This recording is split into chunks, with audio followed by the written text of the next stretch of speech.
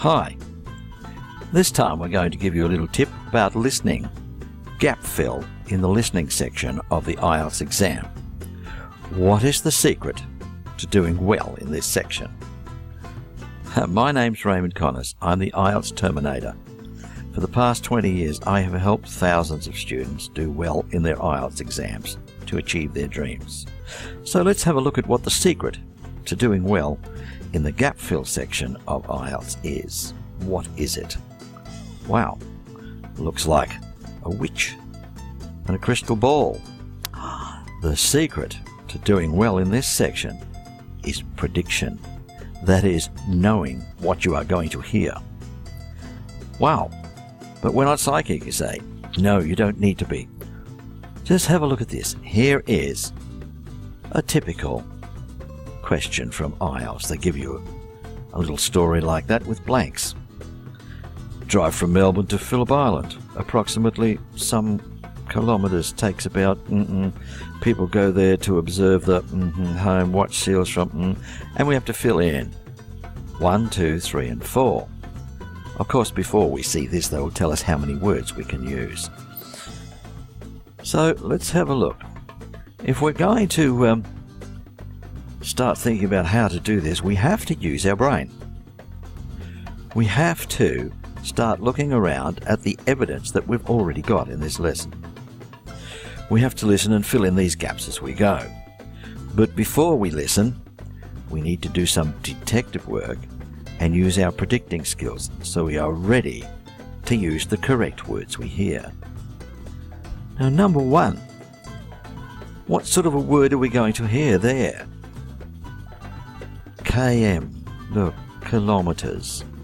Approximately, so it's very likely that number 1 is going to be a number of kilometres. Right. We have some time to have a look at these things before we hear.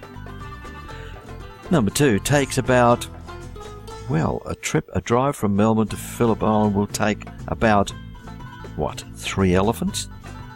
No. Do you think they might be talking about a time? I think so. So we're probably going to hear here a number of minutes, a number of hours, a number of days, a number of years. Be something to do with the time. See how we're predicting what we're going to hear. Number 3, people go there to observe the something returning home. Well, if something is returning home, it must be a living thing, right? But it won't be like a tree, because a tree doesn't return home. It will be something that can walk, fly, crawl, something like that. So it's going to be some sort of an animal or a person, a bird maybe. Number 4, watch seals from something or through telescopes. Well, where are we going to watch seals from? It's going to be some sort of a place, isn't it, where we could go to watch seals. Seals, by the way, are animals that live in the ocean. They look like dogs, but they swim. Yeah? All right. So what we need to do now is listen to see what is there. We know we're listening for a number in number 1, a time in number 2, well, we think so anyway. Number 3, a living thing or things. And 4, a place.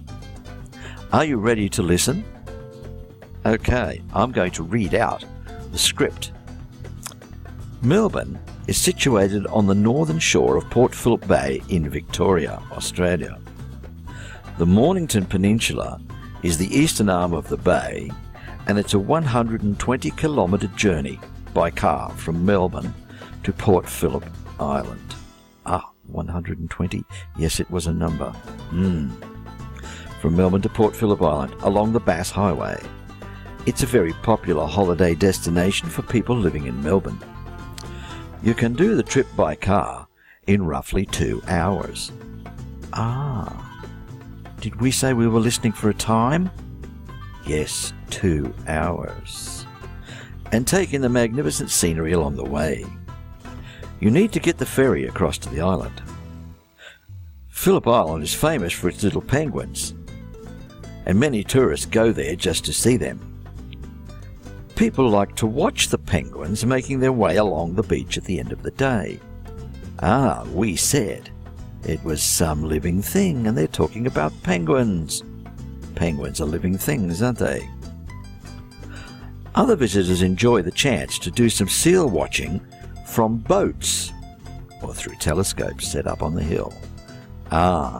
It was a place, just like we predicted, in this case, boats. Well, I hope you've enjoyed this.